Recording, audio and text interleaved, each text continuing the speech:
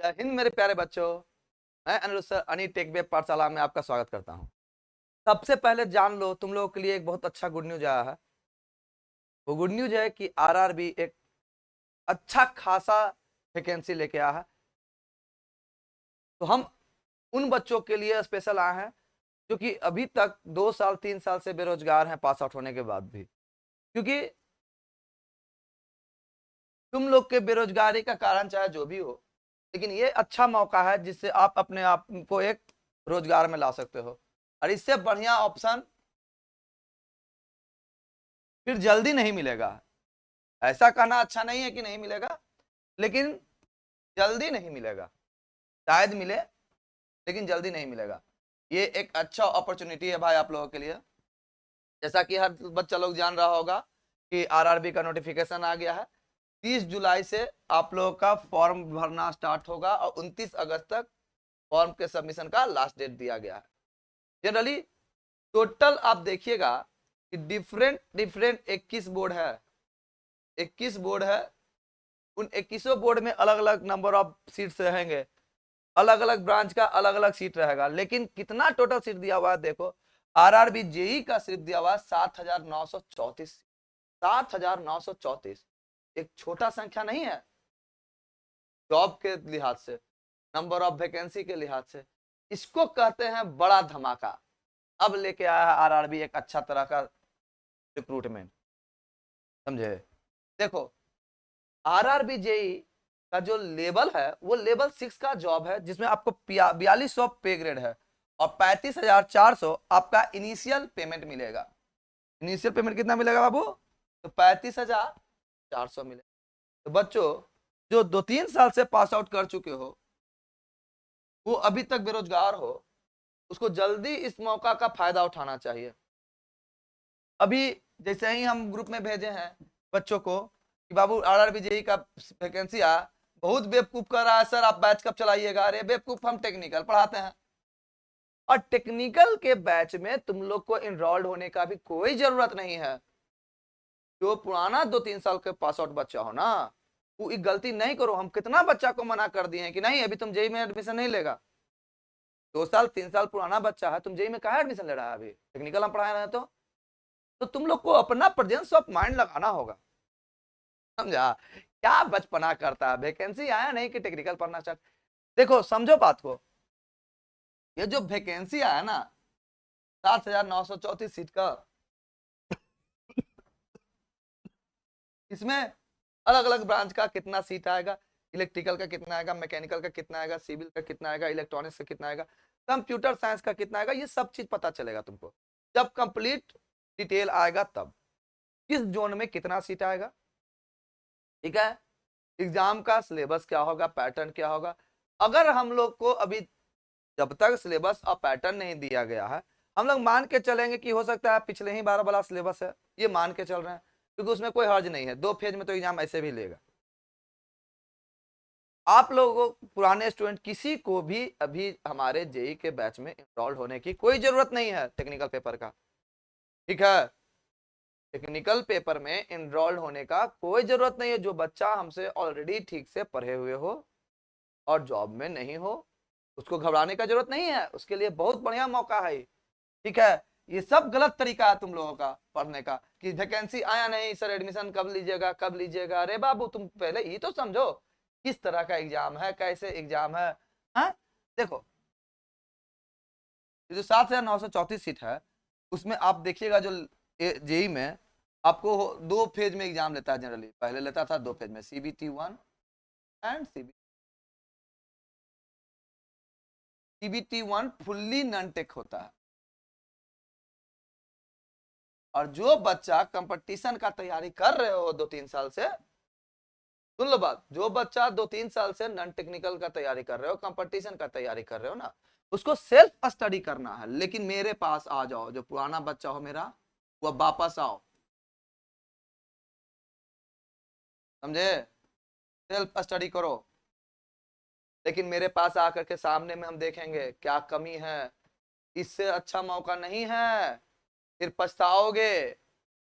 अभी घर में हो, गार्जियन को बोलो सर से बात कीजिए। हम बहुत से गार्जियन से तो बात करते ही हैं, तुम लोग के जहां गार्जियन रोकते हैं हमसे बात करवा लो, समझा लेंगे जहां तक संभव हो पाएगा। तुम लोग पटना आओ, रहो मेरे रूम पे, जैसे पढ़ते थे सेमेस्टर के टाइम में, DRDO के टाइम में जैसे पढ़ के बहुत बच्चा नौकरी लिया, उसी तरह ही मौका फिर अच्छा आ गया है। और जो बच्चा पिछले बार गलती कर लिए थे, अपने अपने सोचे थे हम बहुत तेज है, नहीं पढ़े थे, आकर के सेल्फ स्टडी करके रिजल्ट नहीं ले पाए, वो अभी भी सुधर जाओ, समझे? क्योंकि ये मौका चल गया ना, तो फिर तुम्हारा पछताने से भी कुछ होने वाला है नहीं। ठीक है, कितनों का तेज हो, कितनों तेज हो, जब तक नौकरी नहीं हो जाए ना, तब तक बहुत दिक्कत है। और RRB का सबसे बड़ा दिक्कत यह है कि तुम्हारा किस डेट में एग्जाम पड़ेगा, तुम कौन सा जोन भरे हो, नॉर्मलाइज हो के नंबर कितना आएगा, क्वेश्चन किस लेवल का है, पता ही नहीं चलेगा तुमको। तुमको यहाँ पे डेडिकेटेड कंप्लीट तैयारी करना होगा। ऊपरी ऊपरी तैयारी से काम नहीं चलने वाला है। और कुछ नसीब वाला ही होता है इसमें जो कम तैयारी करके नौकरी लेता है, कुछ कुछ होता है RRBJ में, कुछ कुछ, मात्र 10%। लेकिन उसका भी तैयारी इतना कम नहीं रहता है कि नॉर्मली घूमते भागते मार देगा नौकरी। CBT1 पे अभी फोकस करना है, फुल फोकस CBT1 पे करना है। ठीक है, दुनियादारी से मतलब नहीं रखना है, किसी से लगाव दे के टाइम नहीं बर्बाद करना कि भाई हम तुम्हारे लिए आ रहे हैं, आज शादी है तो जा रहे हैं, आज बर्थडे मनाने जा रहे हैं। अभी 2 महीना 3 महीना जब तक इसका एग्जाम ना हो जाए, तब तक सारा रिश्ता नाता भूल जाओ। फोकस करो JEE पे, RRB JEE, ये एक भौकाली वाला जॉब है, समझे? इस जॉब का बहुत ज्यादा इंपॉर्टेंस हम देते हैं, जानते हो क्यों? कुछ साल में तुम सेक्शन इंजीनियर बन जाओगे, जबरदस्त प्रमोशन, तगड़ा वैल्यू, समझे? और फील्ड में जब जाओगे ना, तो एक रुतबा अलग रहेगा JEE का। ये रुतबा तुमको नॉर्मल हर नौकरी में नहीं मिलने वाला है। डिप्लोमा लेवल का अदर जो प्लांट में नौकरी करोगे तो ये रुतबा नहीं मिलेगा।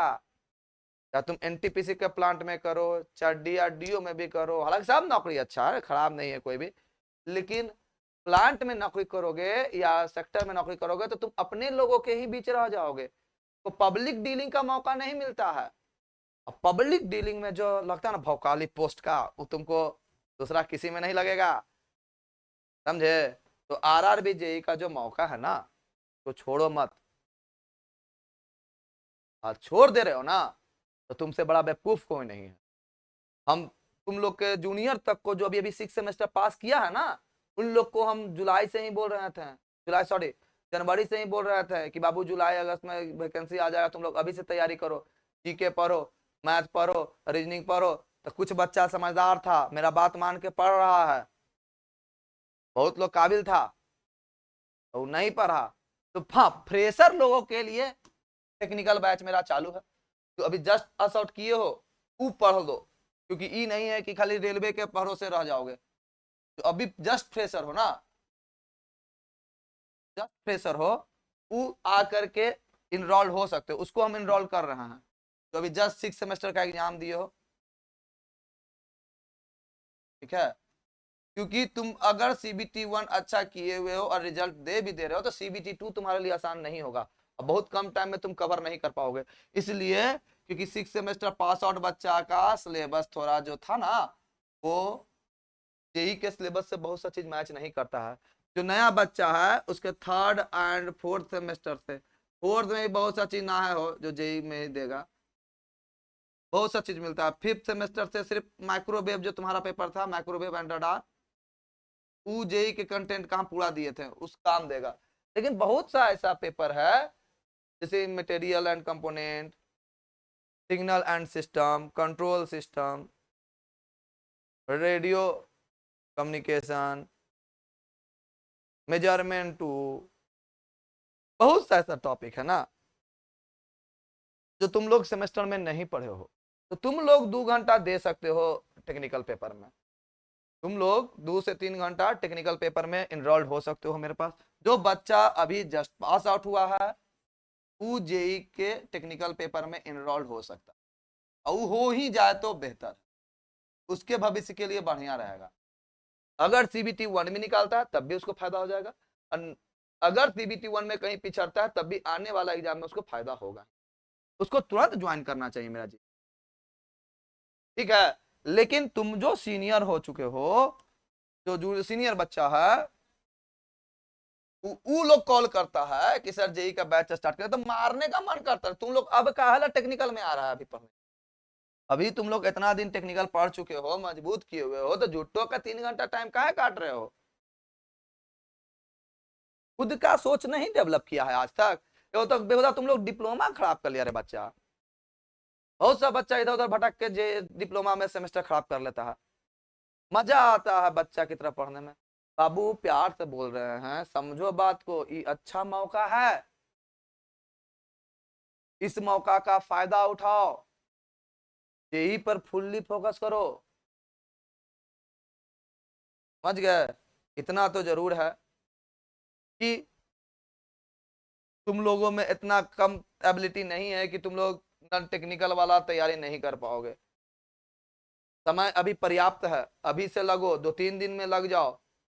अगला संडे तक सारा पास आउट बच्चा को हम बुलवाएंगे जो भी बेरोजगार है, ठीक है।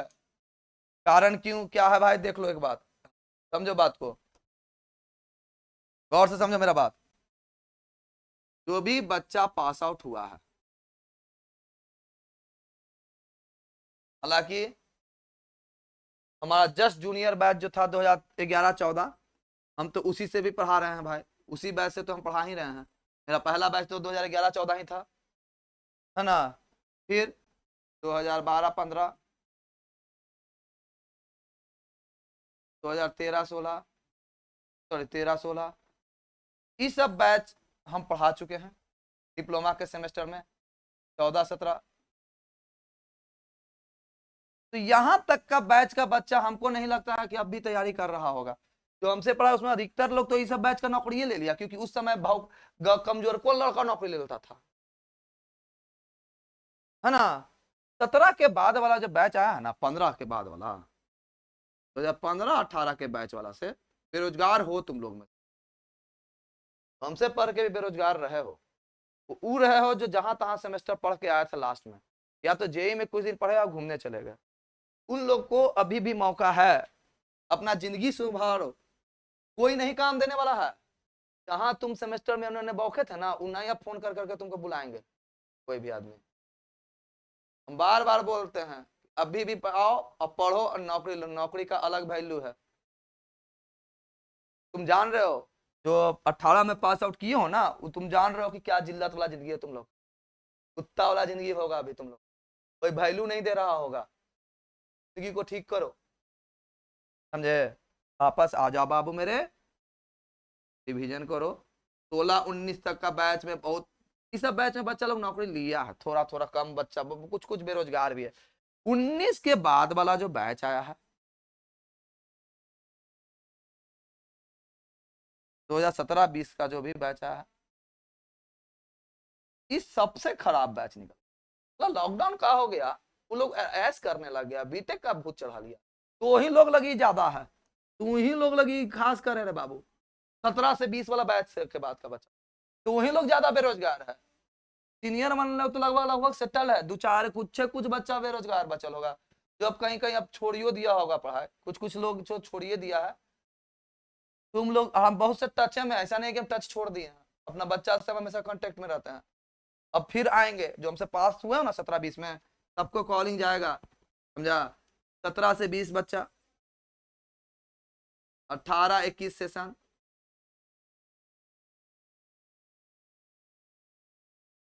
19-22 सेशन, इतना बैच का बच्चा जो है, उसको अब सिर्फ और सिर्फ नॉन टेक्निकल पढ़ना चाहिए। जो हम घेरे हैं ना 17 से 20, 18-21, 19-22, आ जाओ वापस नॉन टेक्निकल पे काम करो। हम ऑलराउंडर ऐसा ही नहीं थे, सब चीज मजबूत किए हुए थे। अब किसी के बहकावा में तो अब तो तुम लोग आओगे नहीं कि एक लौता आदमी कुछ नहीं कर सकता, एक आदमी इतना कैसे। अब तो तुम जान ही रहा है मेरा औकात क्या था। बचपन में तो तुम लोग को भटका दिया जाता था कि अकेले नहीं पढ़ाएगा, अकेले क्या करेगा। अब तो तुम लोग जान रहा है ना, तुम्हारा दोस्त लोग जो नौकरी लिया पढ़ पढ़ के हमसे, अब तो तुम लोग जान रहे हो मेरा हैसियत।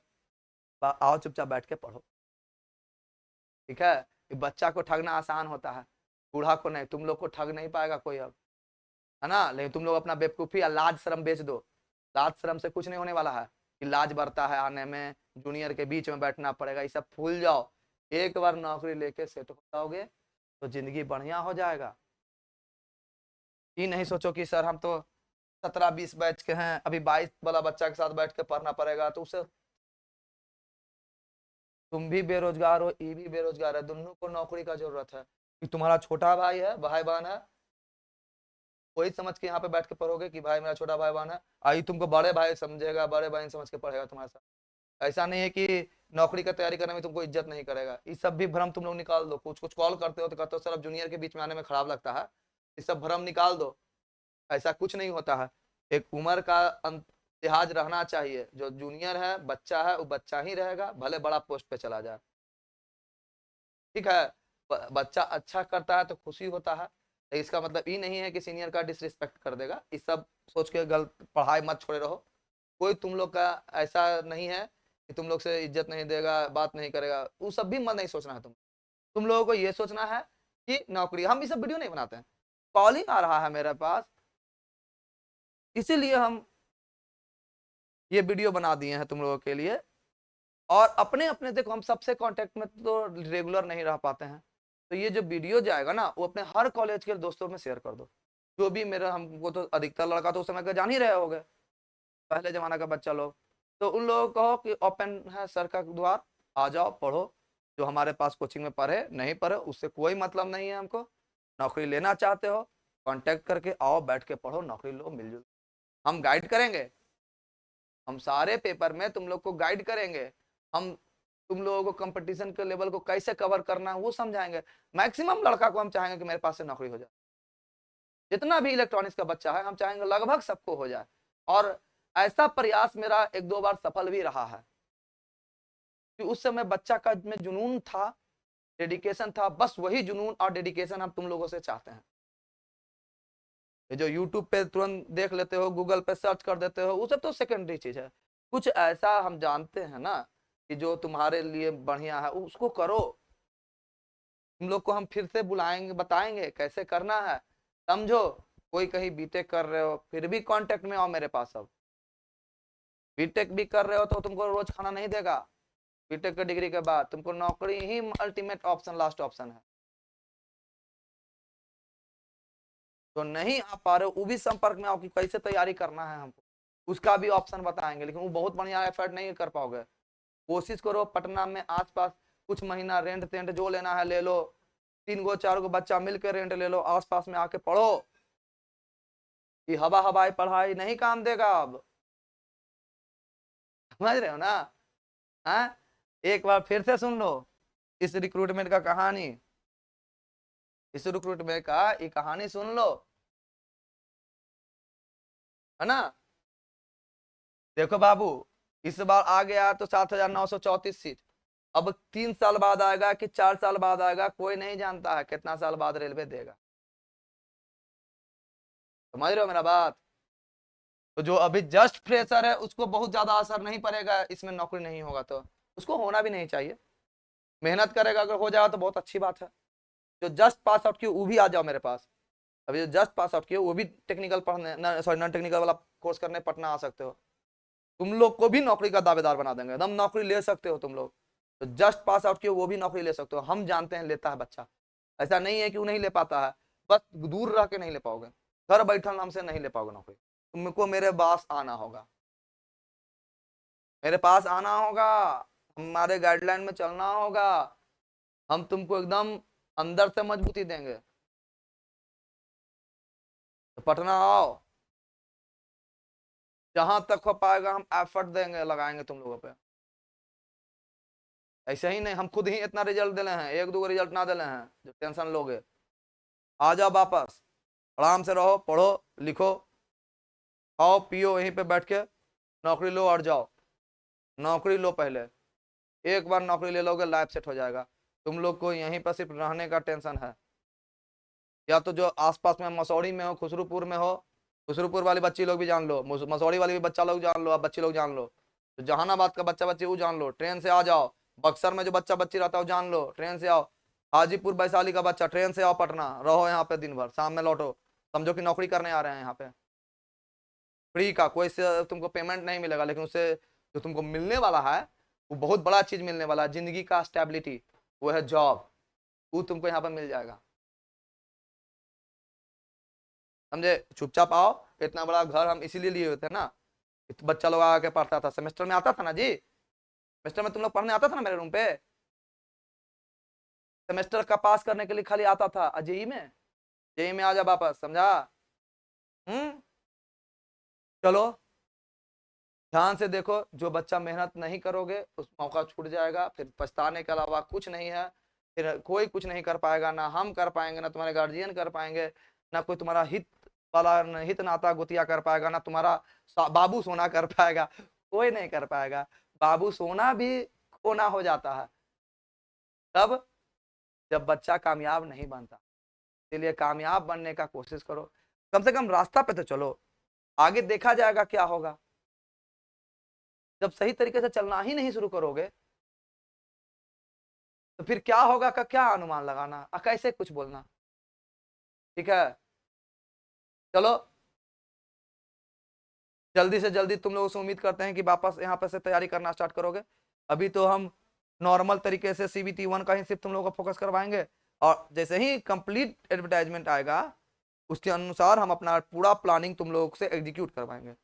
कोशिश रहेगा मैक्सिमम नंबर ऑफ स्टूडेंट यहाँ से सेलेक्ट हो जाए, यही टारगेट रहेगा।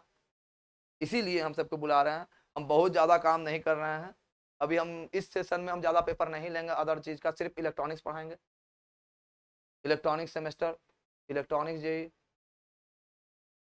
और कुछ नहीं करेंगे। ठीक है, तुम लोगों पे ज़्यादा टाइम देंगे इस बार, समझ रहे हो ना? तुम लोग खुद से पढ़ोगे, फिर बीच में हम आके टाइम देंगे, जैसे देते थे पिछले बार DRDO के टाइम में, उस तरह से आके देंगे। आ जाओ फिर से, ठीक है? जो मिस किए हो, गलती किए हो, उसको सुधारने का गोल्डन अपॉर्चुनिटी है, सरकार भी थोड़ा सा साथ दे रहा है, उस साथ का लाभ उठाओ। ठीक है, चलो, जय हिंद बच्चों।